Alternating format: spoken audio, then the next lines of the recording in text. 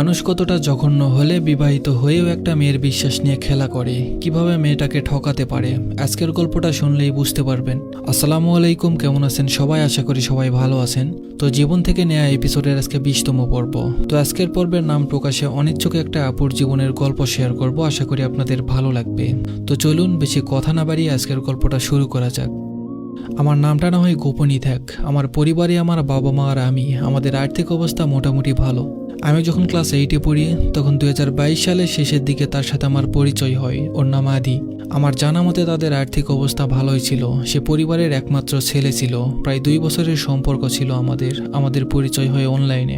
ফেসবুকে সে আমাকে প্রথমে নক দেয়, আমিও তার মেসেজের রিপ্লাই দেই। তখন থেকেই আমাদের কথা চলে। একদিন কথা বলতে বলতে সে আমাকে বেস্ট ফ্রেন্ড হওয়ার অফার করে। আমার তার সাথে কথা বলতে ভালোই লাগতো, তাই আমিও তার কথায় রাজি হয়ে যাই। তারপর ঠিক কথা বলতে বলতে একটা মায়া সৃষ্টি হয়ে যায়। তার প্রতি ভালো লাগা কাজ করতো আমার, কিন্তু তখন আমি আমার ভালোবাসাটা প্রকাশ করছিলাম না।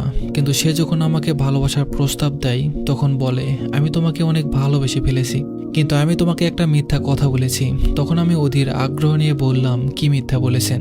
তখন সে বলল, তার ছবি বলে যে ছবি আমায় দিয়েছে সেটা তার ছবি নয়, তার ফ্রেন্ডের একটা ছবি। তখন আমি গ্রামে থাকতাম, বলতে গেলে একটু ছোট ছিলাম। আমার আব্বু আম্মু সবাই ঢাকায় থাকতো, তেমন কিছু বুঝতাম না। তারপর সে তার আসল ছবি দিল। চুলগুলো বেশ অগোছালো, চোখ ছিল মায়াবী, হাইট সম্ভবত 5 ফিট 8 থেকে 9 ইঞ্চি। আমি অনেকটা অবাক হয়েছিলাম, যেমন একটা মানুষের সাথে সম্পর্ক করব যে প্রথমেই মিথ্যা বলেছে। কিন্তু ততদিনে তার প্রতি আমার এক অদ্ভুত ভালো লাগা কাজ করছিল। তাই আমি ভাবলাম, মানুষটা যাই হোক, সম্পর্ক নতুন করে গড়ার সময় অন্তত সত্যটা বলেছে। তারপর থেকে আমাদের প্রতিনিয়ত কথা হতো। তার সাথে কথা বলার জন্য মনটা অনেক ব্যাকুল হয়ে থাকতো। তার ফেসবুক পাসওয়ার্ডটা আমার কাছে ছিল আর আমারটা ওর কাছে ছিল। ও আমার আইডি থেকে সব ছেলেকে ব্লক করে দেয়। আমি তাকে হারানোর ভয় সন্দেহ করতাম। আমি আমার পরিবারের সবার ফোন দিয়ে সুযোগ পেলে তার সাথে কল দিয়ে কথা বলতাম। হঠাৎ একদিন সে আমার আম্মুর ফোনে কল দেয়। তখন থেকে আম্মু তার কথা জানতে পারে। তারপর থেকেই পরিবারের কাছে আমি অপদস্থ হতে থাকি। আমার প্রতি তাদের বিশ্বাস ভেঙে যায়। আম্মু জানার পর আমাকে অনেক সাবধান করে দেয়, কিন্তু আম্মুর কথা না শুনে আমি তাকে ভালোবাসতে থাকি। তারপর কথা চলতে থাকে। এমন কোনো মুহূর্ত নেই যে মুহূর্ত আমি ভুলে গেছি। তার কণ্ঠ ছিল অদ্ভুত এক প্রশান্তি। যখন তার সাথে কথা বলতাম আমার অনেক আনন্দ হতো। আমার ছোট ছোট ভালো লাগা আবদার সব তার কাছে শেয়ার করতাম।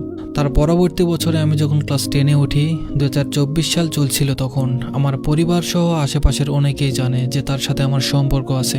মাঝখানে আমি জানতে পারি সে নাকি রাইডার। সে তার এক বন্ধুর আইডি দিয়েছিল নাম আলামিন। তার সাথে আদির বিষয়ে অনেক আলাপ আলোচনা হতো।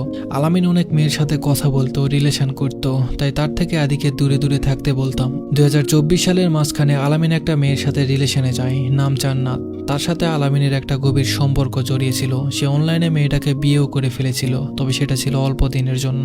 যাই হোক, আমি আদির বোনের সাথে কথা বলেছিলাম, জানি না আসলেই ওটা ওর বোন ছিল কিনা। তারপর যখন জানতে পারছিলাম সে রাইডার, তখন ভালোই একটা ফিলিংস ছিল। কিন্তু পরক্ষণে যখন কাপল রাইডারের পিক দিল, তখন বিশ্বাস করেন কলিজাটা ছিঁড়ে যাওয়ার মতো অবস্থা হয়েছিল। কেউই তার প্রিয় মানুষটাকে অন্য কারো পাশে সহ্য করতে পারে না, আমিও পারিনি। তার সাথে অনেক অভিমান ছিল, কি আর করার, তার অতীত ভেবে মেনে নিয়েছি। তারপর সে বিষয়ে আর কথা বলিনি। কিন্তু তারপর থেকে প্রথম দিনের মতো আর গুরুত্ব পেতাম না। সারাক্ষণ ব্যস্ততা দেখাতো। বছর প্রায় শেষ, সে এতটা পরিমাণ ব্যস্ততা দেখায় সে যেন আমায় ভুলেই গিয়েছে। তার ব্যস্ততা যখন মাত্রা ছাড়া, তখন বুঝলাম সে আমার প্রতি বিরক্ত। আগে প্রতিনিয়ত কল করত, এখন হাতে গোনা কয়েকদিন। লুকিয়ে লুকিয়ে আম্মুর ফোন থেকে তাকে কল করেছি বারবার, কিন্তু সে ফোন তোলেনি। একদিন কল করার পর ফোন রিসিভ করে কিছু কথা বলার পর সে আমাকে বলে, আমাকে আর কখনো কল দিও না প্লিজ। আমি তখন আর কোনো কথা বাড়াইনি, কল কেটে দিলাম। সম্পর্ক তখনও বিচ্ছেদ হয়নি।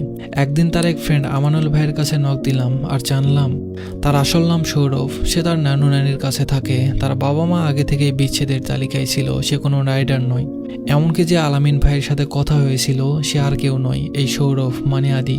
তখন আমি স্তব্ধ হয়ে তার কথাগুলো শুনছিলাম। আলামিন সেজেছে আমার সাথে অন্য মানুষ হয়ে কথা বলেছে। আমার উপস্থিতি থাকা সত্ত্বেও আলামিন হয়ে অন্য মেয়েদের সাথে কথা বলেছে। অন্য যেসব মেয়েরা আমাকে নখ দিয়ে উল্টাপাল্টা কথা বলেছে। কিন্তু এর থেকেও কষ্টদায়ক ছিল সেই মুহূর্ত যখন জানলাম সে বিবাহিত। 2 বছরের সম্পর্কের শেষ প্রান্তে এসে জানলাম সে বিবাহিত।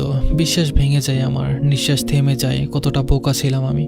তো তারপর 2024 সালের 3 ডিসেম্বর তাকে নখ দিয়ে বললাম, কি এমন ক্ষতি করেছিলাম আপনার, কেন আমাকে ঠকালেন? সে হাসলো আর সবশেষে আমার জন্য একটা কথাই বলল, আমাকে আর কখনো কোনো আইডি থেকে নখ দিবে না, নিজের খেয়াল রেখো। আমি আর কখনোই তাকে দ্বিতীয়বার বিরক্ত করিনি, তার কথা রেখেছি, বিরক্ত করা ছেড়ে দিয়েছি। সে বলেছিল আমি তোমাকে কখনো ছেড়ে যাব না, গেলে তুমিই ছেড়ে যেতে পারো আমাকে।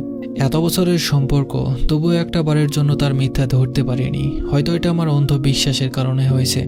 এখন আমার শুধু একটাই আফসোস হয়, কেন সে এমন করলো।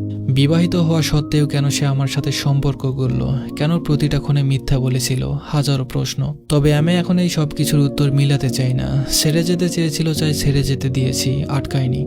তবে আমার এখনো মনে আছে সে আমার জন্য একসময় পাগলামি করত। তার নাম, তার চোখ, তার ফোন নাম্বার, তার হাসি, তার ভয়েস সব আমার জানা। অনলাইনের ভালোবাসা অনলাইনেই শেষ। তার জন্য আমার শেষ কথা, ভালো থাকবেন। আর যাই হোক, আপনি ক্ষমারও অযোগ্য। তো এই ছিল আজকের গল্প। আশা করি গল্পটা আপনাদের ভালো লেগেছে। কি এমনভাবে ঠকে যাওয়ার ইচ্ছা আছে? যদি থাকে তাহলে রিলেশনে যাও, আর যদি না থাকে তাহলে ভাই আমার কথা শোনো। মানুষ সবচেয়ে বেশি ঠকে তার ভালোবাসার মানুষের কাছে। বিয়ের আগে প্রেম ভালোবাসা এমনিতেই হারাম। তাই পাপ কাজ না করে, নিজের জীবনটা নষ্ট না করে সুন্দর করে নিজের জীবন গড়ে তুলুন। বাবা মা কোনো সন্তানের খারাপ চায় না, তাই সবসময় নিজের বাবা মায়ের কথা শুনুন। যাই হোক, গল্পটা ভালো লাগলে অবশ্যই কমেন্ট করে জানাবেন। তো দেখা হবে আবার নতুন কোনো ভিডিওতে, নতুন কোনো গল্প নিয়ে। সবাই ভালো থাকবেন, সুস্থ থাকবেন। ধন্যবাদ সবাইকে।